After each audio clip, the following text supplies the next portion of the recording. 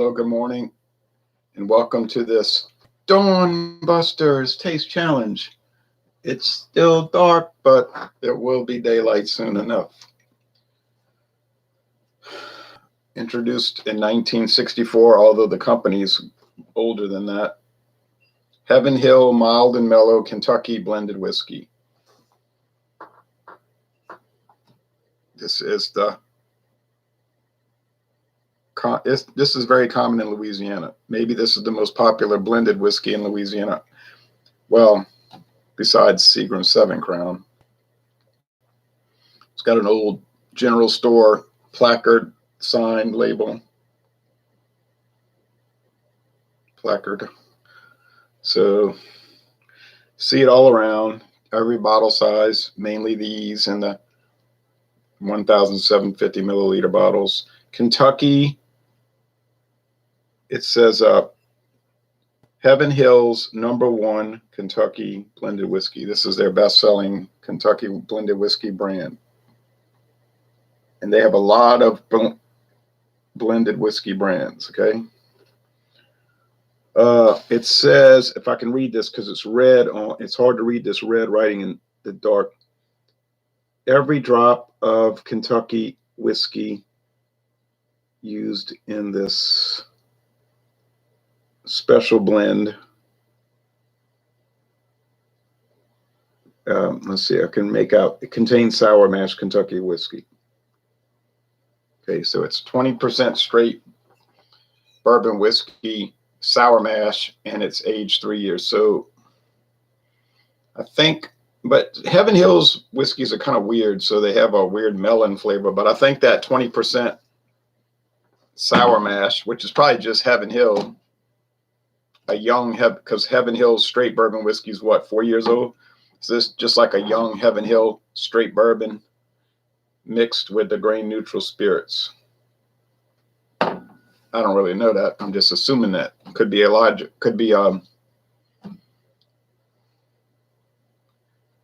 Craig. What is that? Can't think of the name of it.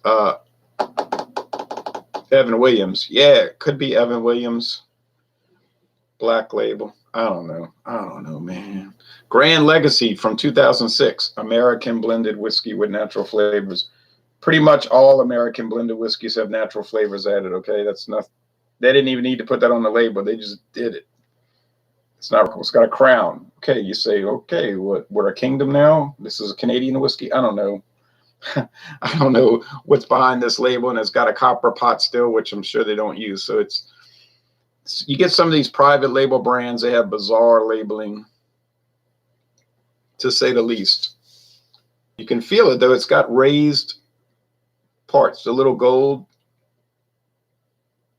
No, I don't know what it's, the lettering is raised. Filigree. And there's like a matte texture. All right. Whereas this one is glossy, and then, but it's raised too. The lettering is raised. You can feel it.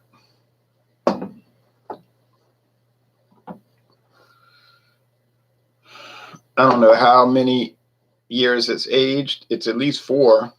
It's at least 4 because it doesn't have an age statement. So if there's no age statement, the minimum, it has to be in the barrel at least 4 years. The youngest whiskey in there has to be 4 years. Okay, so we know that. What's the ratio? I couldn't tell you. They don't disclose it. Although it's probably, I would put, if I was betting, I would say it's 80-20. You would have to imagine it's got to be 80-20. Nice little pourer here, like you'll get with these Sazerac jug bottles. Okay. I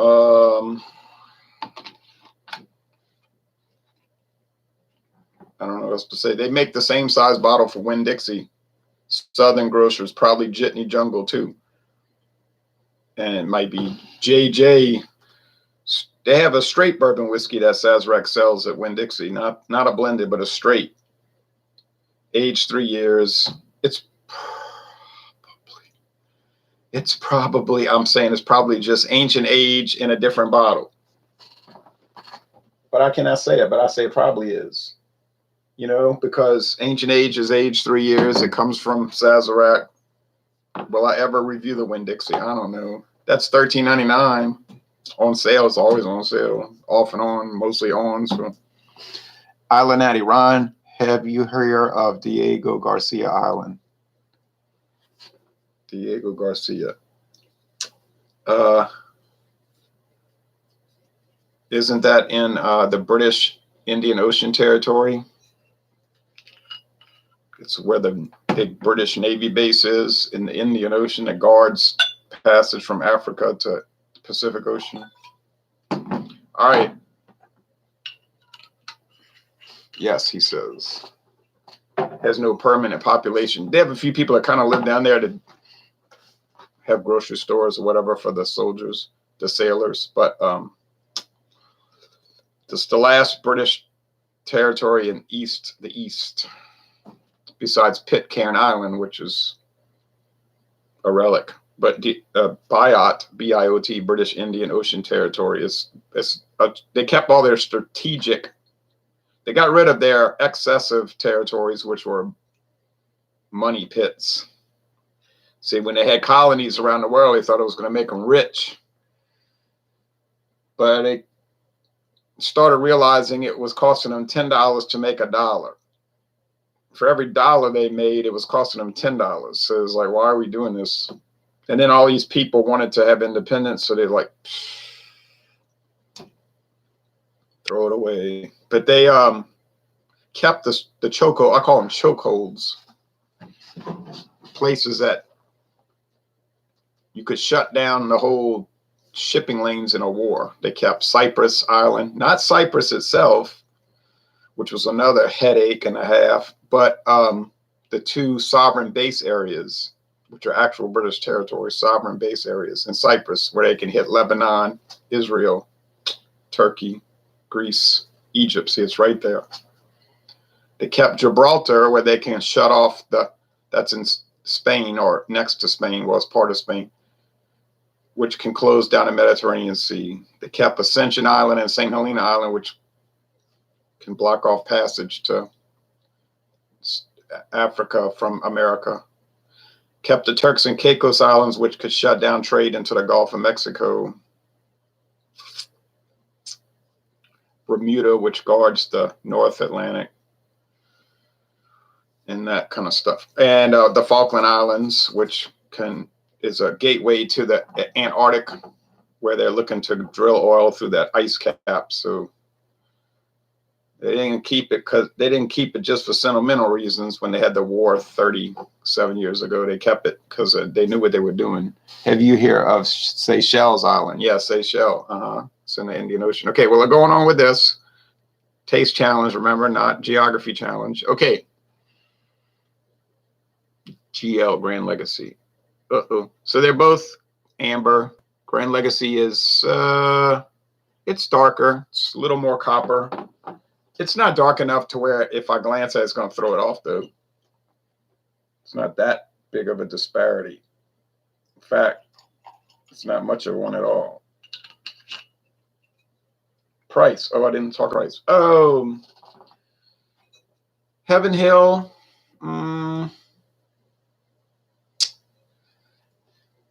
Prices in Louisiana fluctuate wildly store to store, but I think you can usually find it about $6.50 a bottle. Now, go to some stores, it'd be $8.99, because some stores, everything is more expensive there. But let's say $6.50 to $9 a bottle. But if you paid $9, which I did for this, $8.99, I didn't know any better. You're kind of getting ripped off. You can shop around and get it way cheaper, especially if you buy the big plastic bottle. So no, it's inexpensive, very, very cheap. You might even find it $5.99 at some stores, but that would be on the very extreme low side. Chances are you won't. But I think I saw it at a international market just recently for $6.49. Gran Legacy, well, you only can buy it at CVS. You had to go to CVS Pharmacy, but they have that kind of like a lot of these stores, like a perpetual sale. $10.99, $11.99, but this week only $10.99 with a CVS card, and then it'll go back to regular price for just a little while, and then it'll be right back to, it's kind of like always on sale. Ron, I am from Seychelles. Are you? I don't know where you're from. Okay.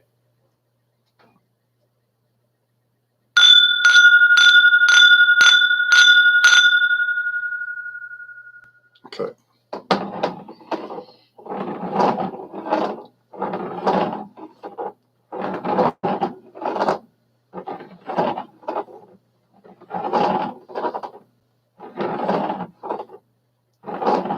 Why my eyes are closed. It ain't gonna matter. Now, Gran Legacy has not been a bad experience, but it certainly has not been remarkable, and it doesn't distinguish itself from any of the others. When I did a solo review, I thought, oh, this is a little different, and it might be a little different,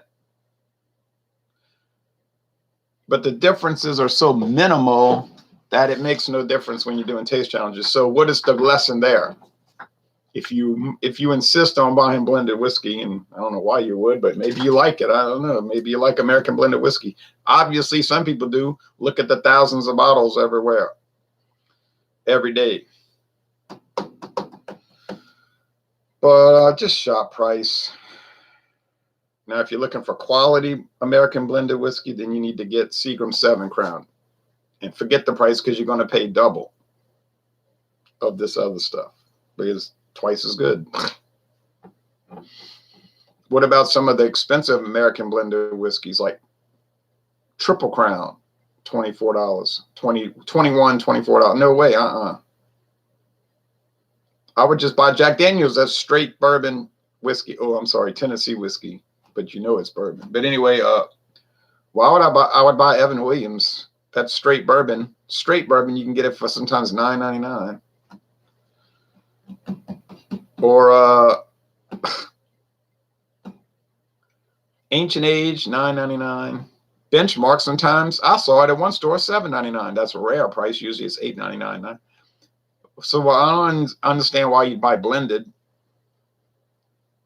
when you could get straight bourbon for the same price. Same price, straight bourbon as blended. Now tell me why you would do that. I wouldn't, but some people, I guess, like the blended because it's softer in the taste. It's not so woody and charcoal. You say, well, that's the key. That's what counts. I know, but some people don't like that. It's too strong for them. So if you want a milder whiskey, certainly American blended would be the way to go. Now you might say, well, I drink Kessler's all the time. I drink Beam's 8-Star all the time, and I don't complain about the mildness. I like it. Well, then if you like it, then you're winning. It's what counts. That's what matters. If you like it, that's the key. It's not what other people say. It's what you want to drink. And I have some people sometimes commenting on my videos. Oh, I want to apologize, but I like that. I said, why are you apologizing? If you like something, just say it. You don't have to apologize. The beer police won't get you. The beer snobs might say something smart aleck, but just forget them. They're probably using an alias anyway, and a fake profile or whatever. It's strong in the nose here. Think I'm getting a little sour mash whiskey, which is the sourdough bread. You say, but that's only 20%. I know, but it still seems to shine through. It's very grainy in the nose. Makes sense. It's made from 100% grain. Mostly corn, little rye, little wheat, little barley. And I mean, let's focus on the word little, like minuscule. Some blending sherry more than likely. Heaven Hill says right there on their own video, on the, not there, but a video made at their own distillery on whiskey.com with the German guy. Their blended whiskey is made from refuse bourbon that doesn't pan out. Like certain barrels that they say, oh, this stuff's too sweet. It's too whatever, off. Oh, we ain't throwing it away. Make blended whiskey. The old drunks won't care. You say, that's crass. You're hard-hearted. You're crass. Terrible to say that. It is terrible to say it, but it's probably the truth.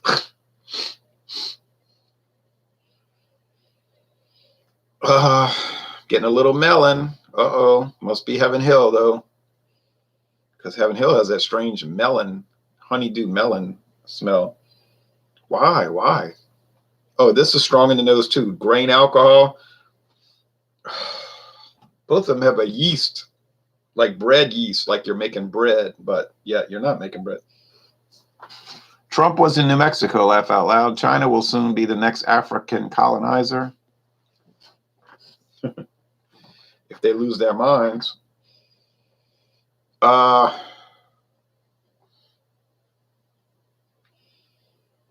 Chinese had a chance to be colonizers before the Europeans, and they went on a tour to Africa, a big Chinese armada.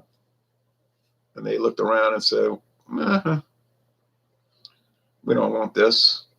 And went back to China and became isolationists. Which in a way was bad because they did not advance technologically. They said, we're the most advanced country in the world. This is the year 13 something, 14 something. We're at the top. We don't need to innovate. We'll just stagnate. Which was fine until the 1830s when the Europeans showed up, who had innovated and advanced rapidly and much further ahead than China. So they were able to pick China apart, pick them apart. And China didn't get their last territory back until not even 20 years ago. It would be 20 years in December. China got their last territory back from the Europeans. That was Portuguese Macau.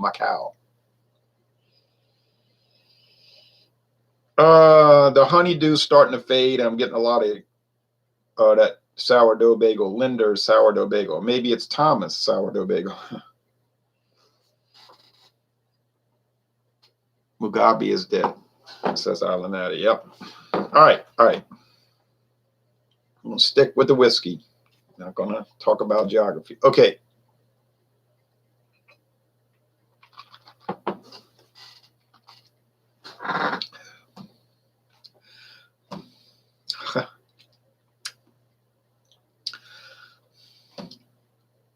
You say char, oak, vanilla.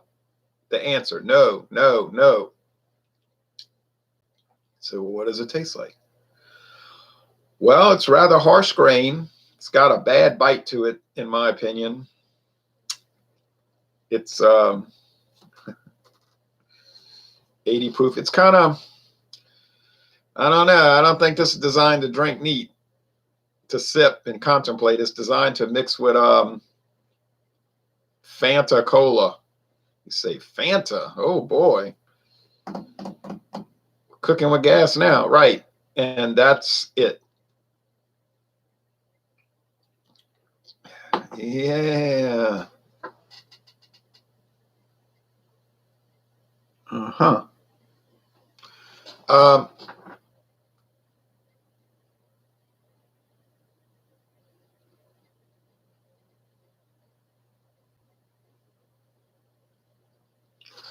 Yeah, well, a lot of these people that are into the cannabis culture, I can usually tell that by virtue of the type of content that they type when they're making comments. Not saying that to be ugly, just kind of shines through.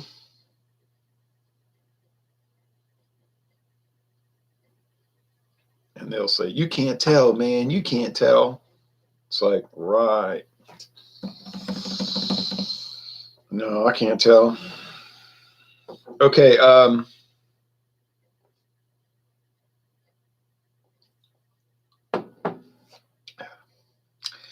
Yeah, kind of harsh too in a way in that honeydew melon. You ever thought about taking off caps? Take off the all caps. People don't like that, including me. You don't have to type everything with all caps. Every comment you make doesn't have to be a poster. You know, it's like a loud psychedelic poster from 1969. Tonight at the Fillmore West. Tonight, it's the Grateful Dead with Jefferson Airplane and the Quicksilver Messenger Service. Tonight. Look at me. I'm making comments. Y'all, look. Bazam. People are, people are not turned on by that. Sort of off-putting in a way. I'm just giving advice, free advice. I give free advice, no charge.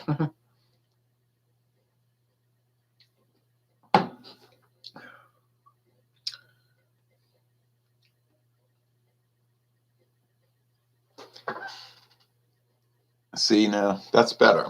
All right. Which one would I pick? Neither. I'm gonna tell you the truth. I would not pick either one of these. Are they quantifiably, objectively bad? Nah, they're not bad. But I would take Canadian blended whiskey 100% of the time over American, unless it's the Seagram 7 Crown. So what's the only American blended whiskey I actually truly like? Seagram 7 Crown. I think we've established that. These are all very rickety. You know what I'm saying? They're like a motor there's like a 4-cylinder motor in some of these cars that just never run smooth, you know what I mean? You're stopping at the stoplight and you just hear it running. You say, well, that thing ain't even old. It's only a year old. Yeah, and it might get 34 miles to the gallon all the time. It'll last forever, like those 4 cylinders. They just run continuously. They never break. You know what I'm saying? They're like durable, but they just never run smooth. So if you could tolerate that you could keep it a long time, like those Ford Escorts, you know, they would just like never break. They were like raggedy cars, like you know what I'm saying? Like the whole overall quality of it was low. The fabric, you know, the interior, the exterior, the braking, the transmission and all. But it was just that durable. Those engines are durable. But these are like that. They're durable. They got 80 proof, so your goals might be achieved. But yeah, what I'm saying is like it's not pleasant to sit at the stoplight and hear that engine running, you know. And these are kind of like that. There's no refinement. There's no cachet. There's no nothing. It's just basic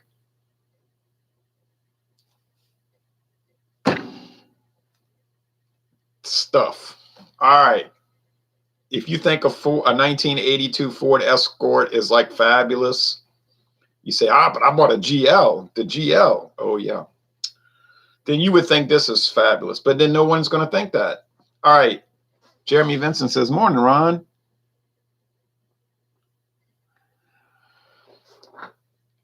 Hey, Jeremy. Good to see you, and I'm glad you're watching. So it is the other whiskey. That's the Heaven Hill. I was gonna say Gran Legacy, but hey, once again, I can't tell one from the other.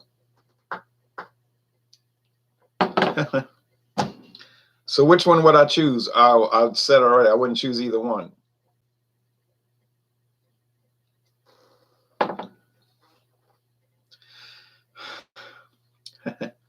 I guess the Gran Legacy has a little more caramel flavor, like a little sweet caramel candy. Ronnie is the best, man. Thanks, Alanati.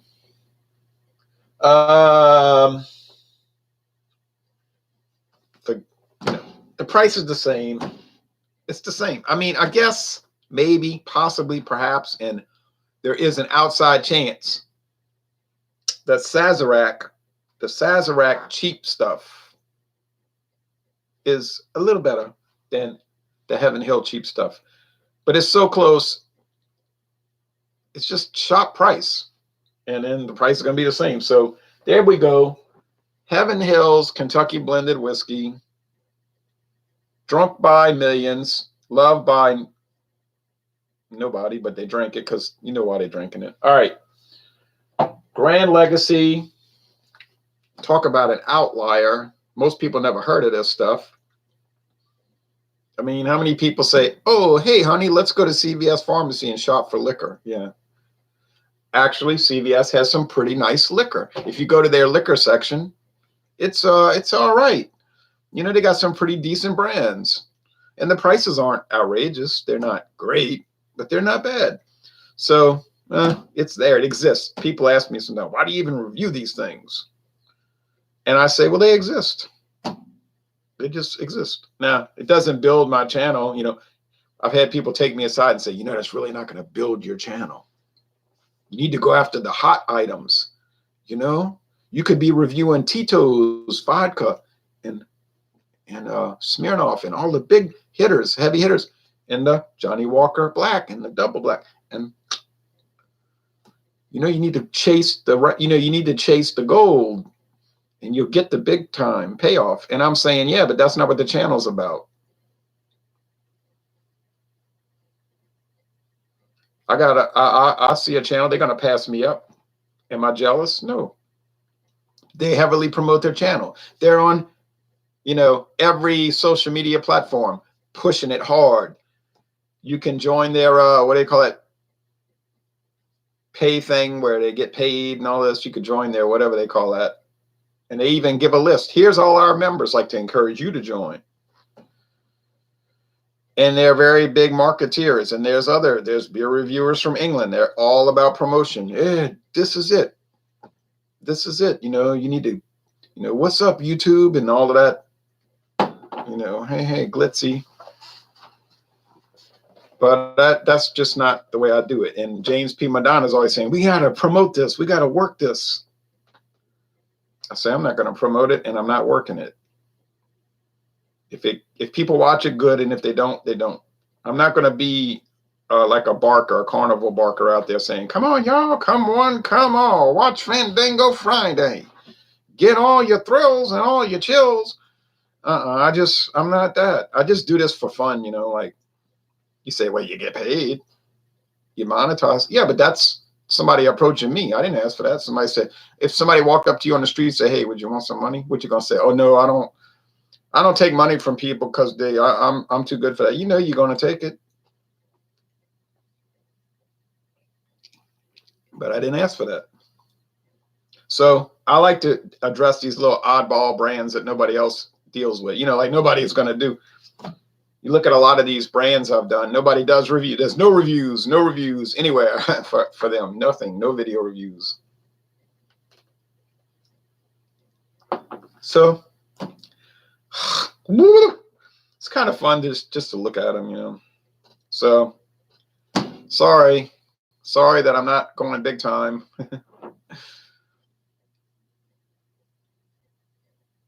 So just it's not my scene, but I like to do these little taste challenges. And Thursday morning, that one's going to be, I can't see how that could be a tie or a draw, because we have the very strange King Square. Has to be one of the oddest whiskeys. It is the oddest whiskey I've ever tried. It looks strange, it smells strange, it tastes strange, but it's not bad. It's held up in the taste challenges. Its peculiarity. Now, the Bellows Club whiskey has deteriorated in the taste challenges. Every sip you take is worse than the previous sip. Yeah, I got to put that into the taste challenges. You feeling bad? Well, after that, you're going to feel even worse. That's how Bellows makes you feel. And that came from Beam Suntory. How could Jim Beam Company put out a item like that with a straight face and not have shame to put something like that on the market? Anyway, Ron, can you imitate Obama? Yes. We are building a movement. Yeah, a movement, a big movement. Thanks for watching this video production. Y'all have a nice Tuesday. Oh, well, I might be on later for a rum taste challenge to cover the Wednesday slot. So keep your eyes open. Might have rum coming up. Yeah, I know, clear rum. Skull versus Captain Morgan White. I think that's going to happen today. Thank you very much.